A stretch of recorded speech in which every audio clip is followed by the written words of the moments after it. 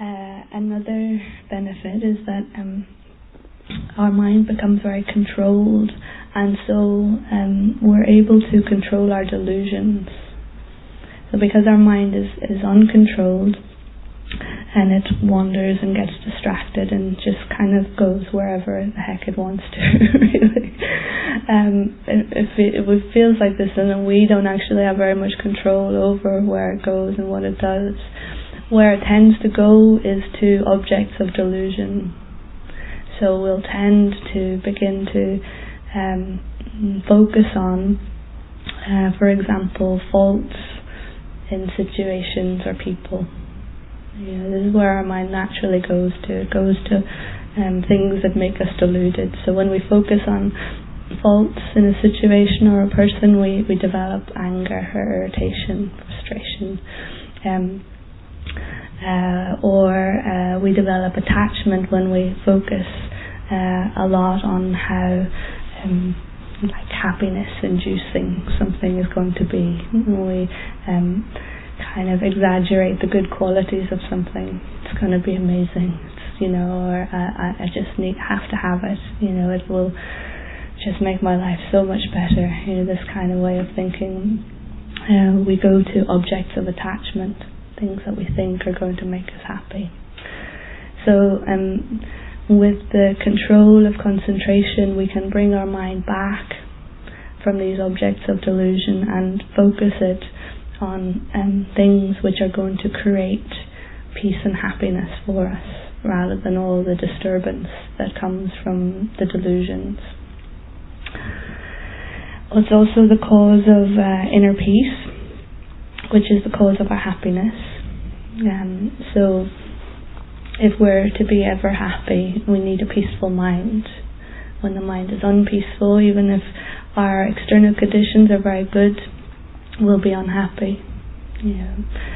Whereas if our mind is peaceful, even if our external conditions are not so good, we can still be happy, even in the midst of difficulties in life, or poverty, or losing our belongings, or losing people. For example, we can if we can keep a peaceful mind, then we'll still be happy, we'll still be calm.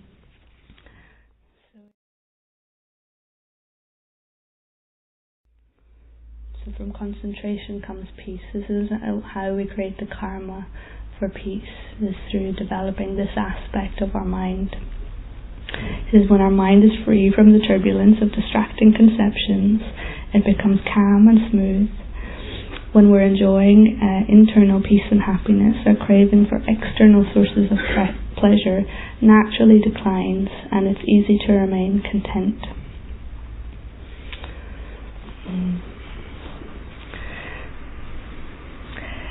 It's also essential to develop any spiritual realizations. So a spiritual realization is when we gain a depth of understanding of profound topics, spiritual topics related to our mind and the meaning of our life and so on. Our spiritual path is basically our gaining these depths of understandings over time, gaining depths of awareness of these profound topics. And often when we try to meditate on things to gain these spiritual insights, there's a gap between our mind and what it is that we're trying to meditate on. There's a gap there, and when we develop concentration, it closes the gap. We're able to analyze and gain experience of that object of meditation in a way that it really goes deep into our mind and our heart. So we can progress through the spiritual paths to become more and more enlightened over time, until finally we become an enlightened being. Without concentration, it's what we're trying to do is read by a flickering candle flame. There's a candle flame flickering in the wind, and you're trying to read with that light, you can't see very clearly what it is you're looking at. Similarly, when we try to meditate on all of these topics, because our concentration is so weak, it's like this flickering candle flame. We're not seeing clearly what it is at all, and so our spiritual insights and our spiritual path and development is a little bit like hindered. We haven't got this key tool which we need to progress spiritually.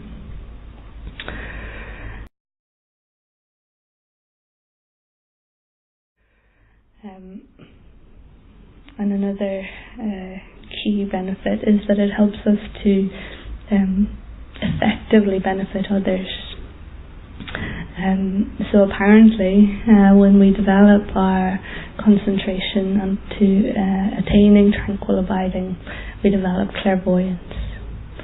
So I haven't got that, so don't worry, I'm not reading your mind or anything. But apparently, the way I think about clairvoyance is that we become quite intuitive of what people really need, how we can really benefit them. Often we have a good wish, we want to benefit others, we want to help the people in our life, and it completely backfires, because we just do all the wrong things, basically. There's kind of side effects that we are maybe unaware of, negative side effects of what we're doing.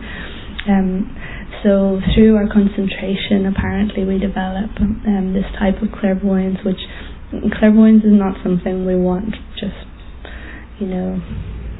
so that we can work on psychic hotline or something like that, or we can manipulate, people.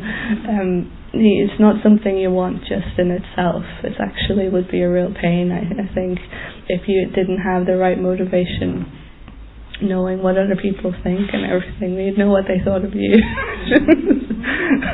I would prefer not to know most of the time. But it's again, if we're well motivated, if we've developed our self spiritually, then we just have pure compassion in our mind. We want to benefit others as much as we can with no agenda ourselves. And so this type of power really is very beneficial to develop, to know exactly what people need.